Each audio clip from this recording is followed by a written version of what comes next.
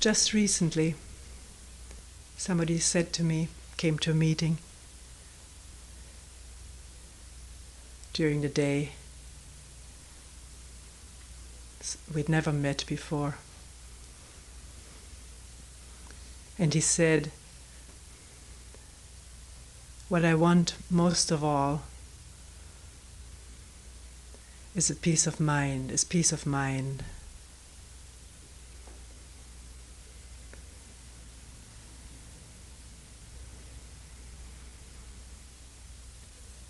Can you tell me a way to get there?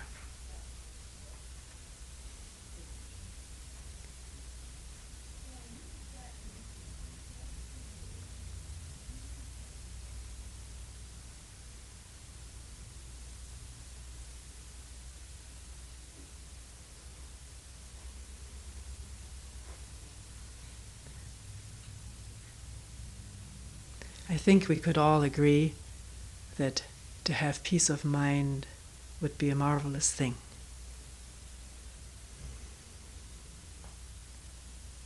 Maybe not to all of us it is the most important thing in life. There may be other things which are much more pressing.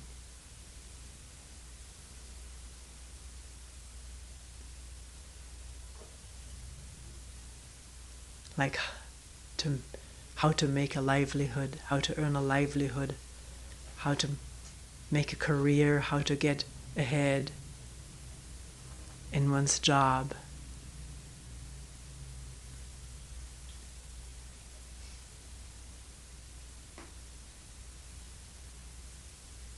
How to raise a family or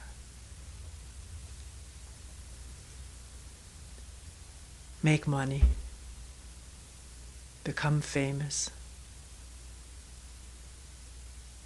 But I don't think any one of us would mind to have peace of mind at the same time.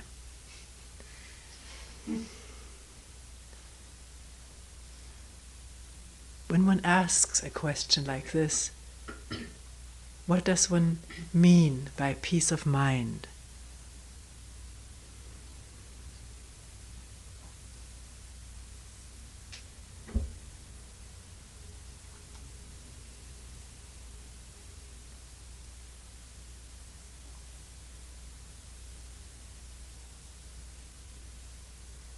To find a way in which to quiet the mind, keep it under control, so that thoughts or fears won't bother one.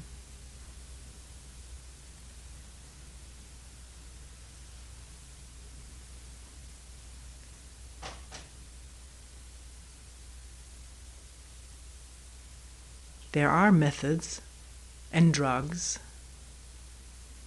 tranquilizers,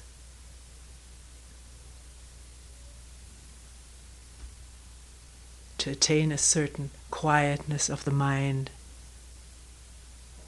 control of thoughts, or as far as drugs or tranquilizers are concerned, they may affect a certain state of drowsiness.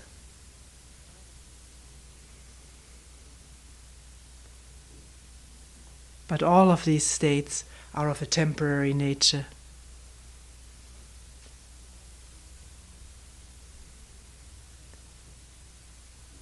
And do not lead to any understanding of the turmoil that plagues the human mind and body. Human mind and body are not separate from each other. Turmoil in the mind is turmoil in the body.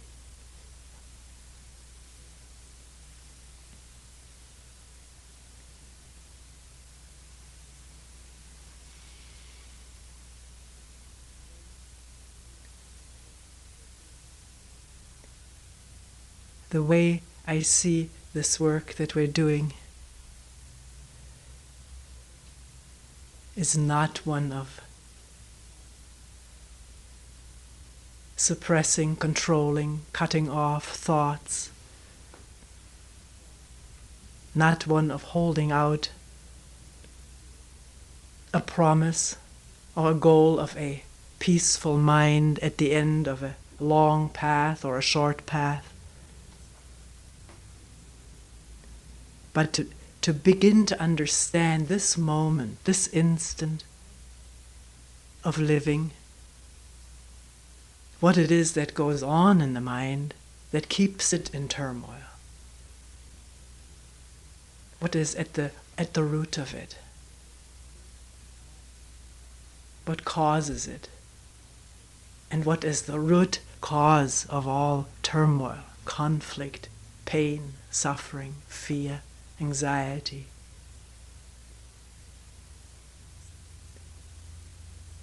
To spot it on the spot as it happens in oneself.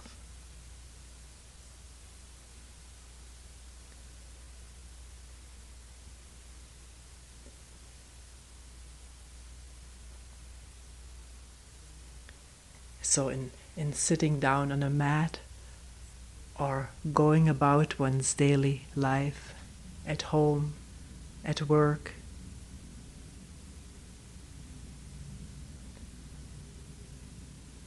or during recreation, is it possible to be aware?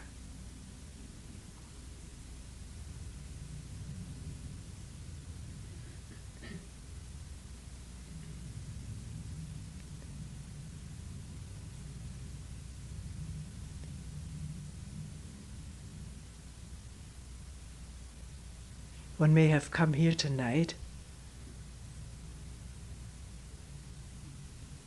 to sit quietly for a while after a hectic day.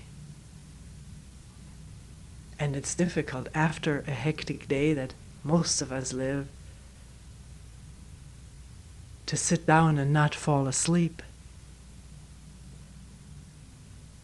Because we probably all lack sleep, go to bed late, get up early, and not a moment of rest or slowing down, a quiet reflection or listening during the day, just one thing after another. And then coming here and sitting down, tiredness may overwhelm one. One may actually go to sleep on the mat, there's no problem with that. One may fall over. But usually when we're sleeping, we're relaxed and we won't break a bone. Or one can sit down not to attain this peace of mind this evening, but to sit down with all the ongoing whatever. One person just wrote me a letter and said he's working 12 hours a day, and when he finally comes home he feels like a generator that's idling noisily. Even though work is over, finally there's this idling. Idling? The generator is still going without any leisure. Can one begin to listen to that? Meaning becoming quiet, intensely quiet and open in the midst of this generator.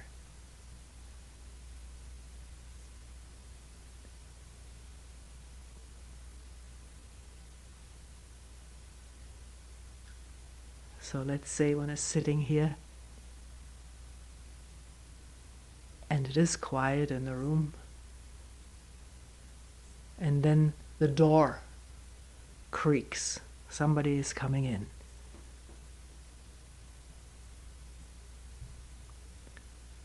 Maybe staying out in the hall, maybe coming in here, and the next minute the door is creaking again.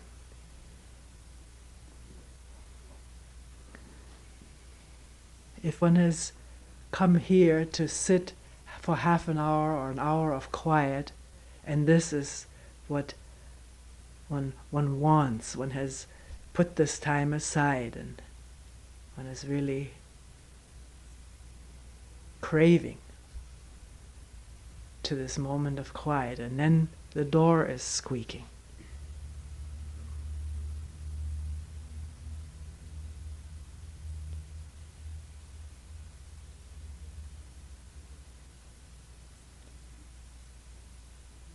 Is there annoyance, irritation?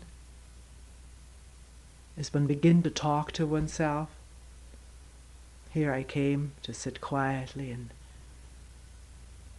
car noise, door noise, people coming in late. And as one is talking to oneself, there's irritation, there may be anger.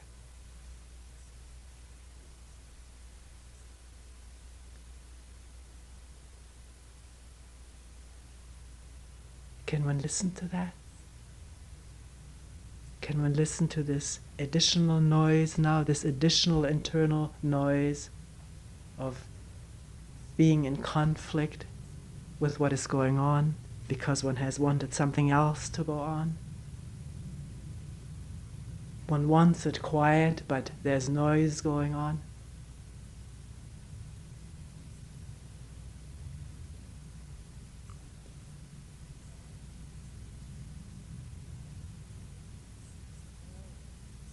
Or is it possible to listen to all the sounds internally, externally, without any conflict, with a listening that is not commenting, that doesn't know what any sound is?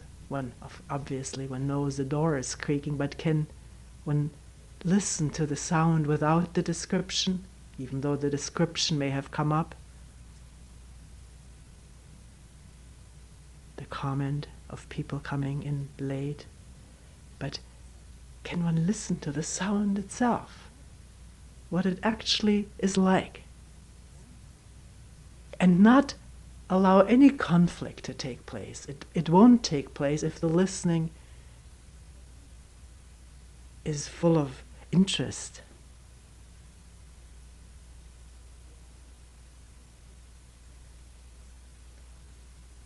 Not drawn into our habitual channels of commentary and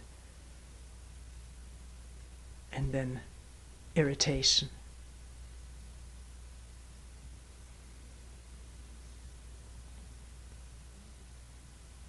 Is it possible to listen to any noise without any division, any separation from it?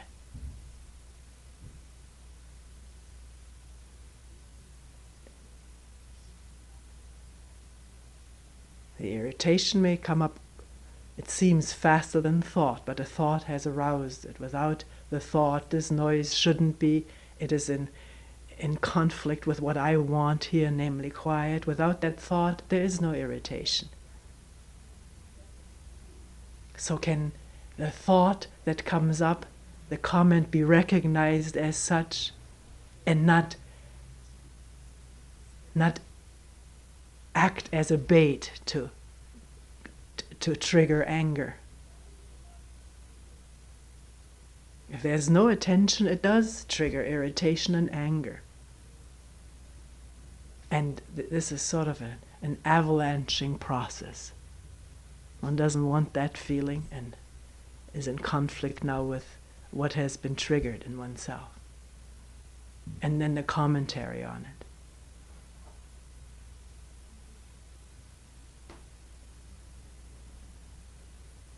Somebody just the other day brought up a problem in a meeting.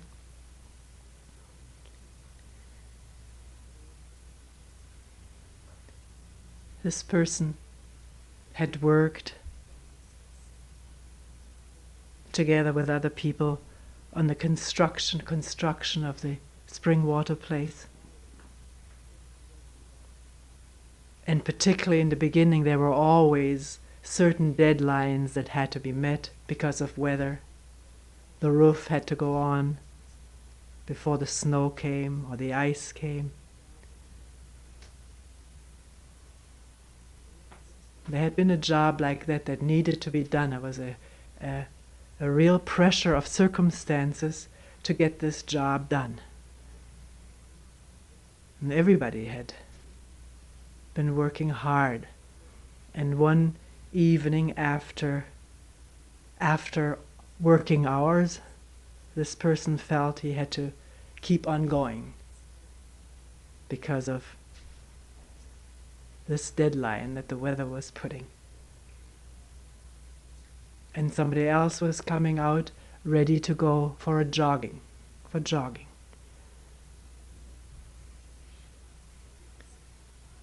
And he had asked this person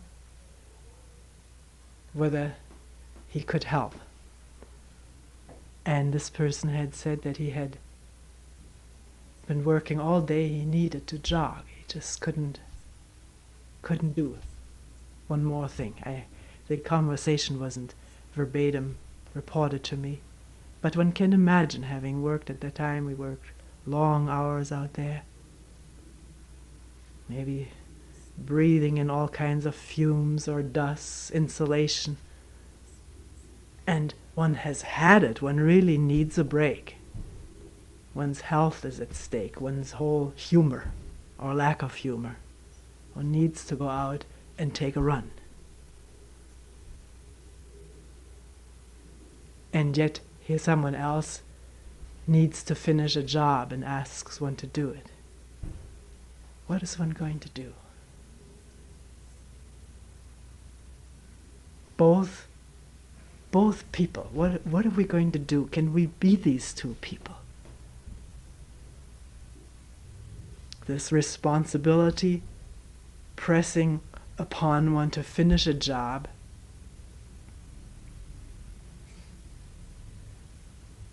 and the need for recreation.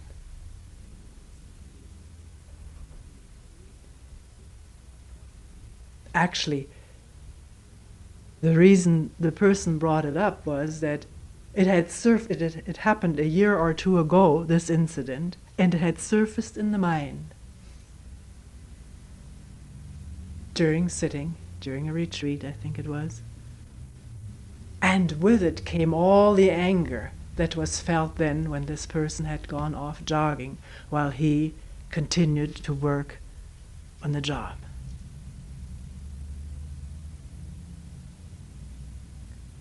I don't think this is a foreign situation to any of us. It's important in listening to a talk like this to move along with this stuff, not just to listen to a case on a verbal level, but to put oneself into this, to see one's own situation being pointed out, and to wonder about what the right response would be, or if there is such a thing as a right response.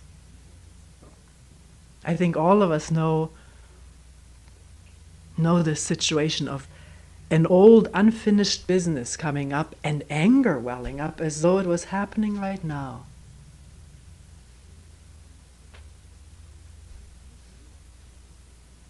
We do put it that way. We say the very idea of it burns me up. Just to imagine, though, just to think of it, that one can recollect something that happened years ago and still burn with anger over it as the whole scenario develops in the mind. An old movie is being played, and it's unfinished business, because the same anger, and it can happen time and time and time again. People come to talk to me about old love affairs gone sour, having been left by someone, and the same rage, internal rage or pain.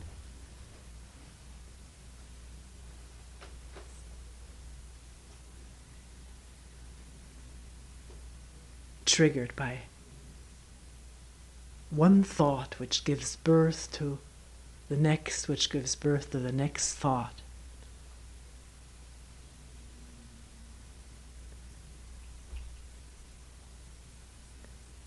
So we have two problems here. One is, how does one deal with old anger and the situation that triggered the anger, which happens probably at least once a day to human beings. Doing something, feeling one has to do something, and at the same time wanting to do something else. Because this is what this person told me. I would have loved to jog myself. I didn't particularly want to stay and finish this job.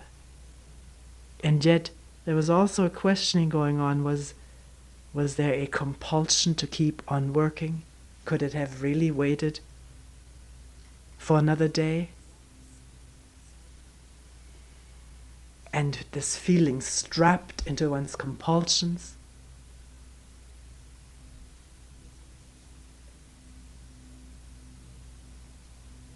And yet wanting to do something else, more pleasant, or like somebody else is doing.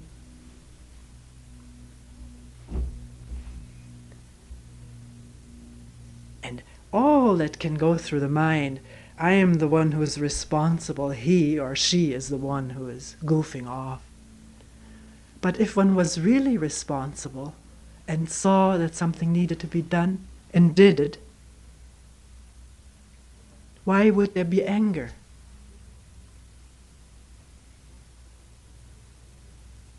Doesn't this indicate that one wants to do it but also doesn't want to do it? Or if one actually didn't do the job, one went running too, then there would be the feeling of guilt, which may have happened in this other person. One does do the jogging, but yet one feels, I should have really helped the other person. So the jogging is spoiled. And the working is spoiled because the mind is wavering back and forth between what it should be doing and what it would like to do, and what other people should be doing and ought to be doing. Is there a resolution to this? Or does it have to be like it was in the case of this person, that there's a residue of anger, which every time the incident is recalled, wells up. And it's a waste for the whole physical organism. This is how we wear ourselves out, starting in our youth.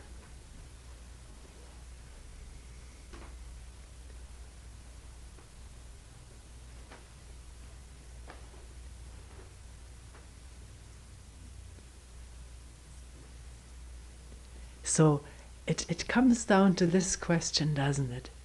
Whether if one sees something needs to be done and one is capable of doing it, wants to do it, sees the need of this, then to do it and to drop all alternatives. No matter how many other people are running. To be aware of the potential conflict, anger, wear and tear, and to say no to this whole alternative. Not with any kind of repression, but to see what it does to the human mind.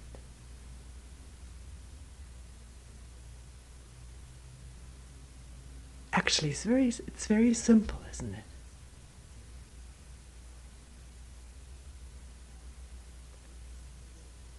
In this case, the work time was over. Nobody had to work. Even during work time, one doesn't have to work. If one is ill or indisposed, one can take a break. But if there's the feeling, this is what I want to do because it needs to be done, can it remain as simple as that?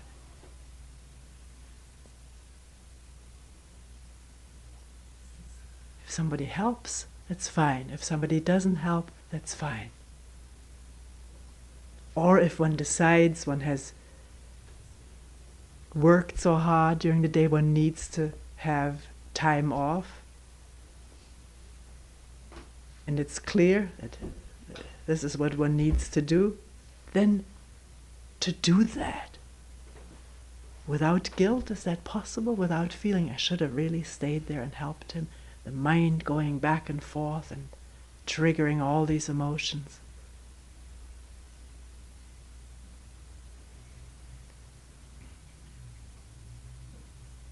In other words, to do what one is doing without conflict.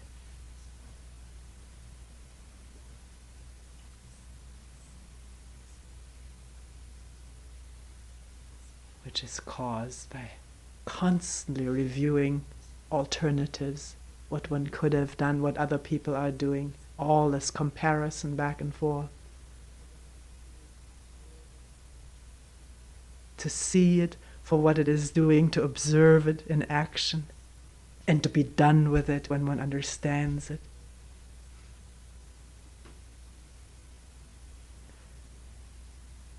If one washes the dishes just to wash them, not somebody else should be washing them. There may be a time in discussing who is going to wash dishes. And then can it be discussed without anger, but factually dividing the time, who is going to do what? It may not always work out this way. One person may, for whatever reason, for however we're brought up, be very conscientious, stick with the job, and someone else will be negligent. Can that be seen without anger?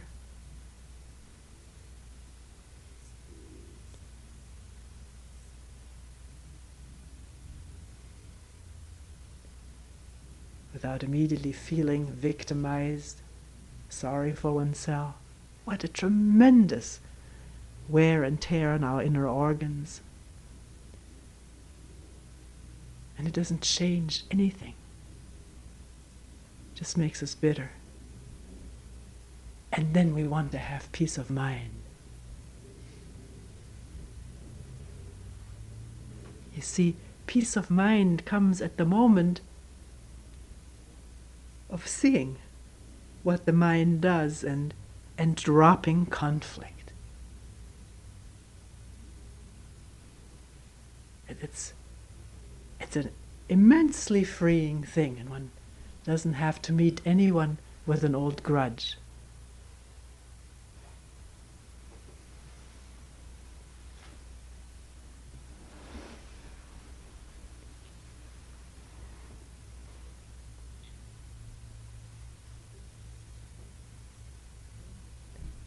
And the business is finished, then this whole problem of the brain throwing out unfinished business at certain times, when one remembers what happened,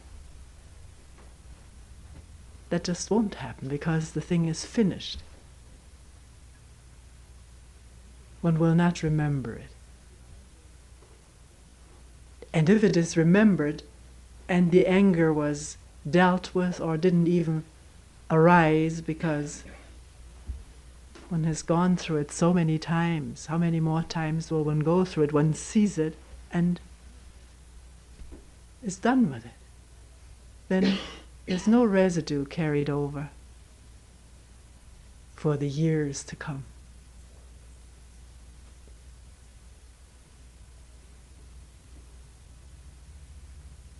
This takes very careful attention.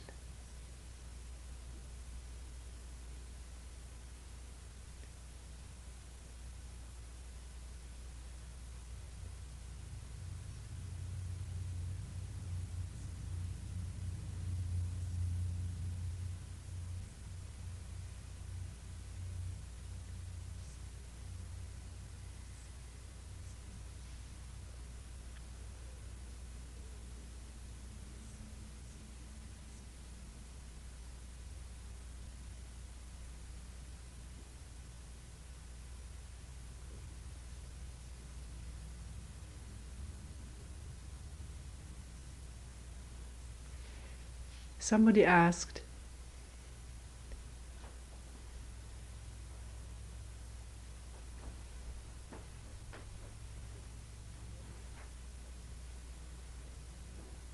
is it inevitable that whenever I feel some pleasure,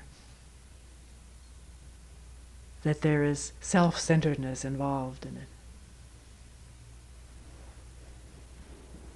Can there be any pleasure without being self-centered?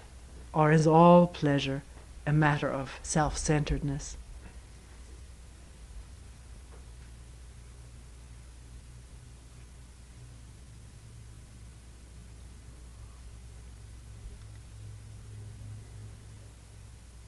When one asks a question like this, does one want some peace of mind by being told, no, not all pleasure is self-centered, or it's all right if it is?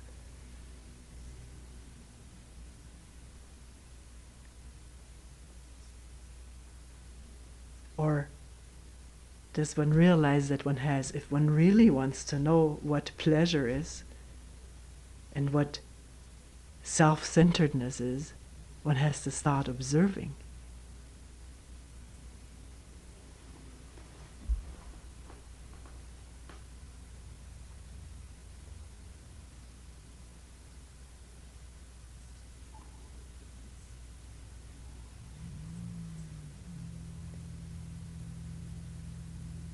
What do we call pleasure?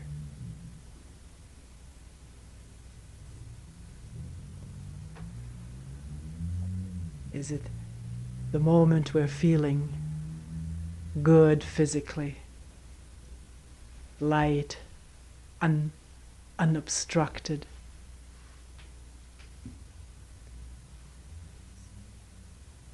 Laughing with others?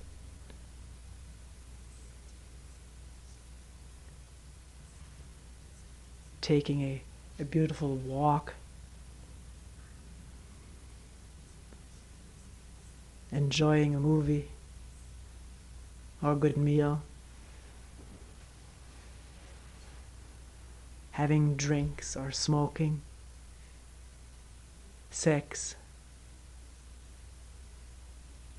What is pleasure, if one really wants to find out what the ingredients are? Because part of what we consider pleasure is that we don't want to look at the same time. We want to sort of take a break from what? From this almost constant self-consciousness, which is not awareness. It is this constant image of oneself and watching it judgmentally. I shouldn't be doing this, I should be doing that. Wanting a break from that.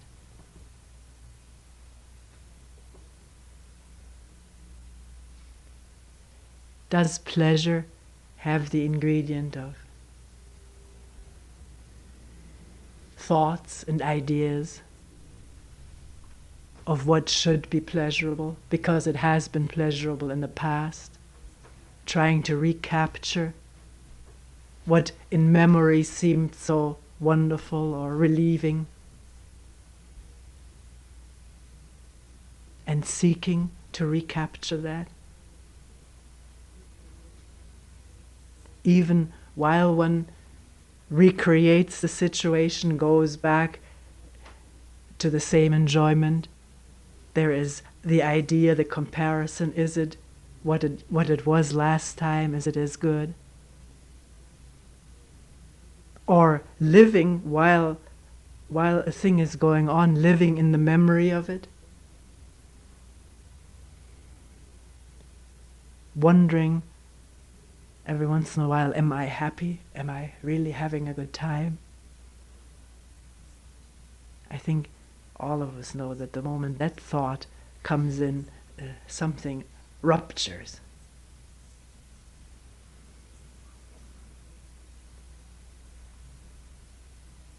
Or the moment we think, this is what I wish would continue, would go on for the rest of my life, or for at least another hour, that at this moment this something again is a curtain drops. There's a separation from whatever was or may have been experienced directly. Immediately becomes a commentary and a projection, an idea.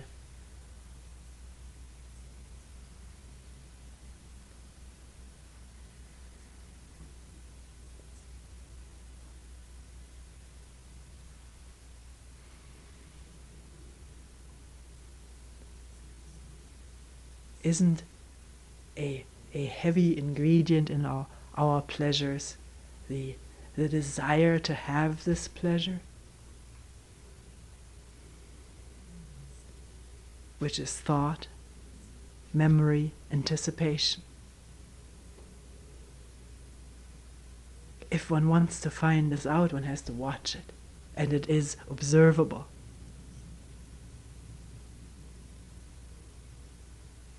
To a mind that is really seriously concerned with how we live,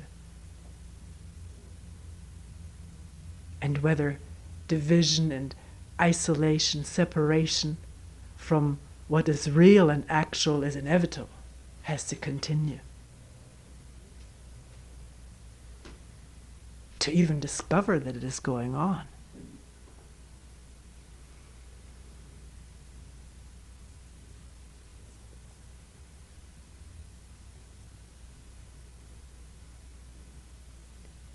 Isn't another ingredient of pleasure the almost simultaneous fear or apprehension that it may not continue? That it may be the last time or come to an end?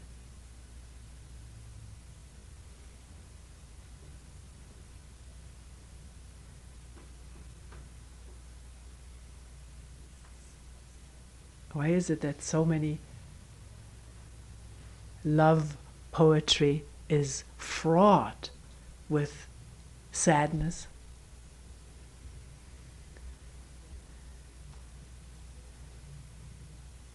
Expressing what has just been described. The moment of joy is already the sadness of the loss of it.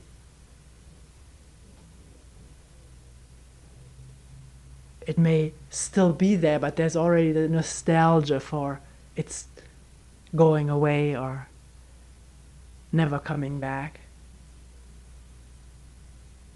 The constant operation of thoughts.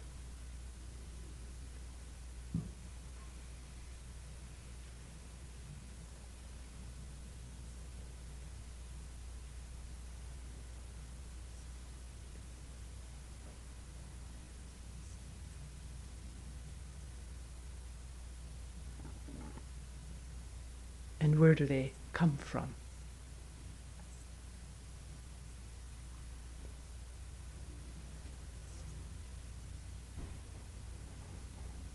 Isn't there always at the base of it the sense of self that wants to continue with a pleasure or is afraid of losing it, have more of it?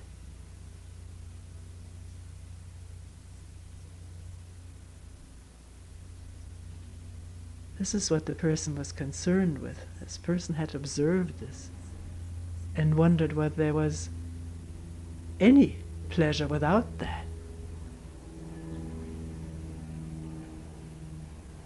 And actually going one step further,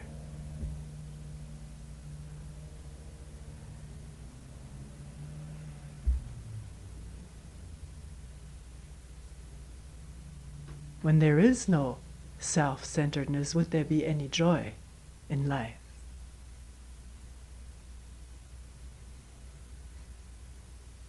Without this sense of self,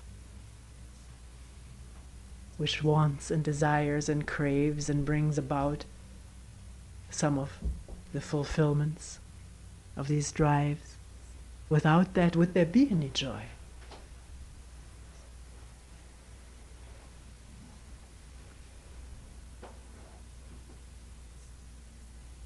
Which is what? It is already thinking, making a problem.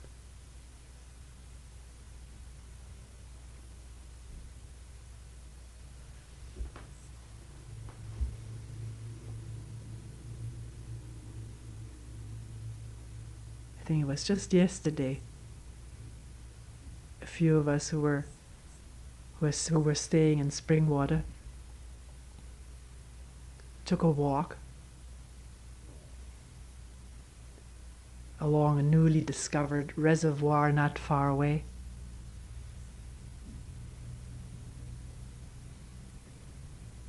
And there was a road that went through a forest of red pines and white pines.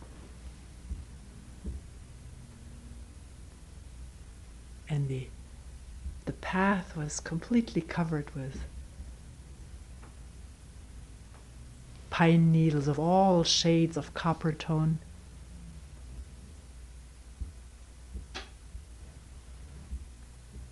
And there were leaves from the deciduous trees that had dropped long ago, all shapes and colors of yellow, orange, and brown. There was a light rain falling at first. Later on it was heavier, which made every color glisten. The new ferns were already coming through this blanket of leaves in a green that was just indescribable.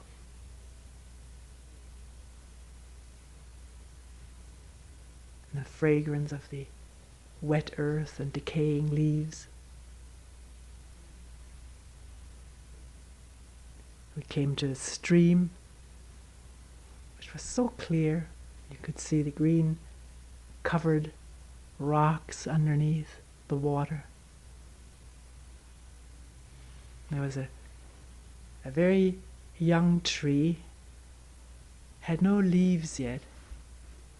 It was just the tiny little buds. And there were hundreds of little droplets suspended from the branches that stretched horizontally in all the directions, like little glistening pearls. And then looking through the trees to the reservoir, thousands of droplets bouncing in and out of the lake. All these little waves around each drop, ringlets.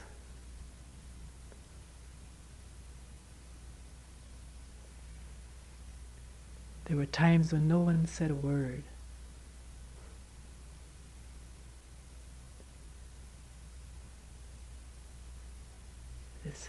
Everything was just vibrating with joy and love,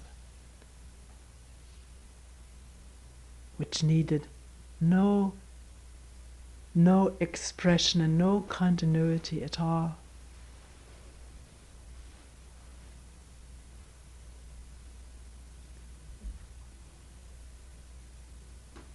Because there was no one there who wanted all of that. It was just there for everyone to see and smell and listen to.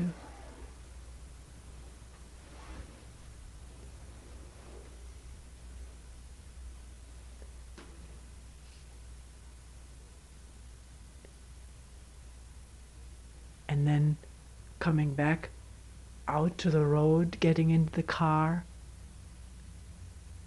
closing the door, turning the windshield wipers on, and that was it.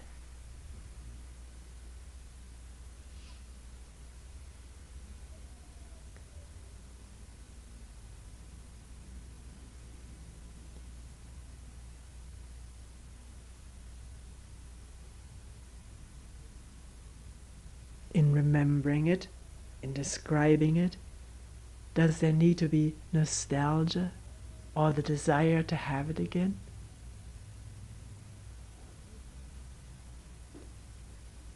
There is life pulsating right now.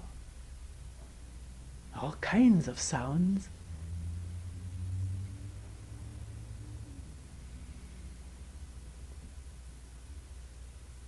Why does one have to compare this with that? And want that rather than this? Then the conflict starts.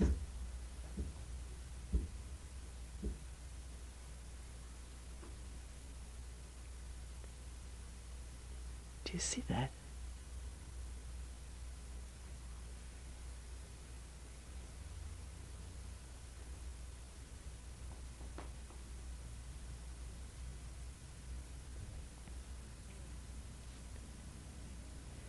I thought I'd read a few poems from this book.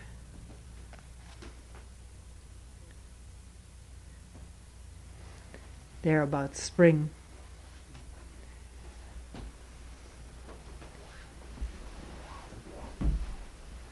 The book is called One Robe, One Bowl, the Zen Poetry of Ryokan, translated by John Stevens.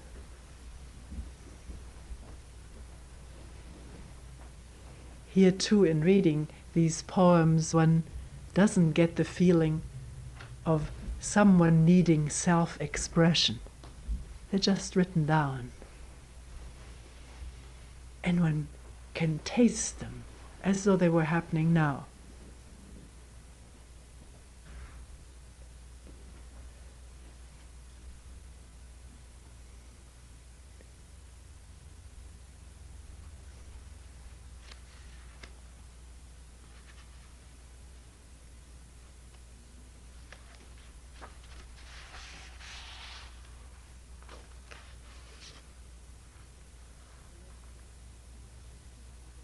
Actually, this selection is headed by the word spring. They say spring has come and the sky is filled with mist. Yet on the mountains, no flowers, only snow.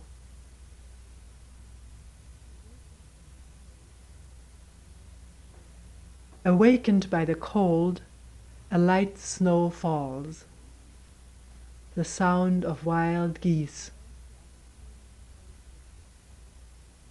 They also are returning home with hardship and suffering.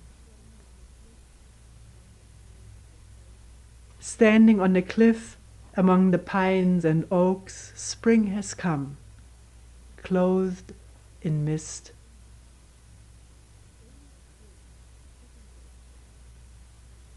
Early spring, picking vegetables, a pheasant cries, old memories return.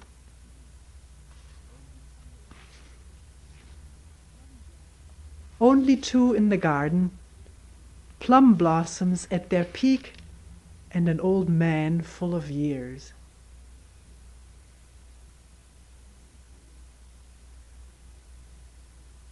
Counting days is like snapping one's fingers. Even May passes like a dream.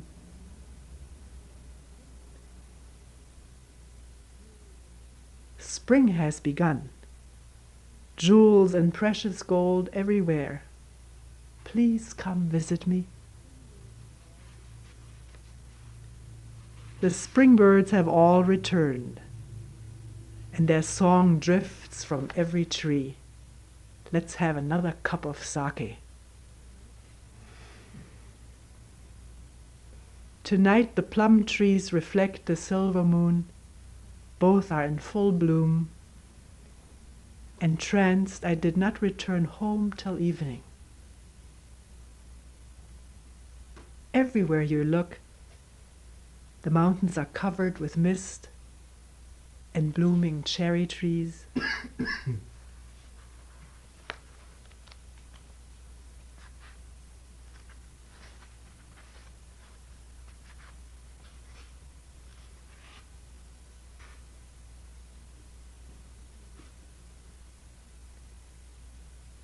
How can we ever lose interest in life? Spring has come again, and cherry trees bloom in the mountains. Going out to beg this spring day, I stopped to pick violets. Oh, the day is over. Gaily the warm spring days pass, playing with the children in the forest below the shrine.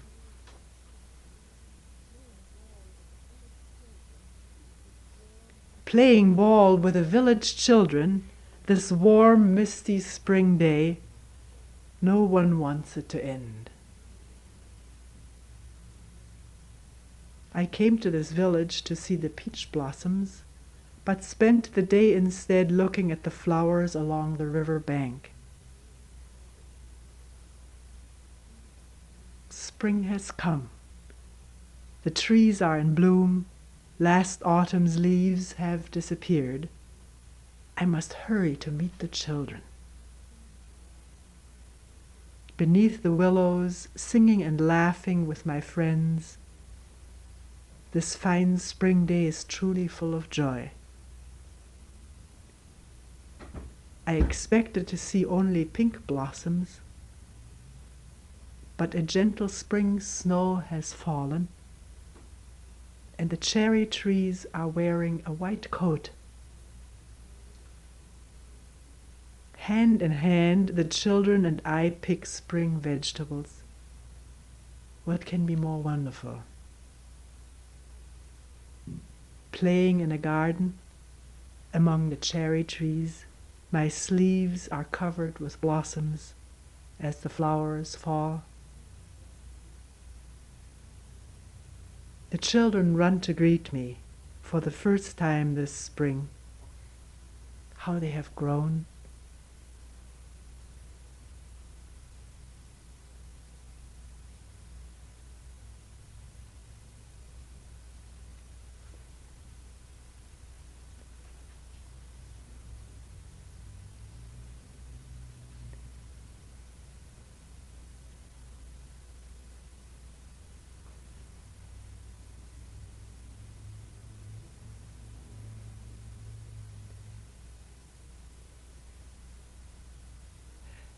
A saying comes to mind, an old Chinese saying, when useless things don't hang in the mind, every day is a good day.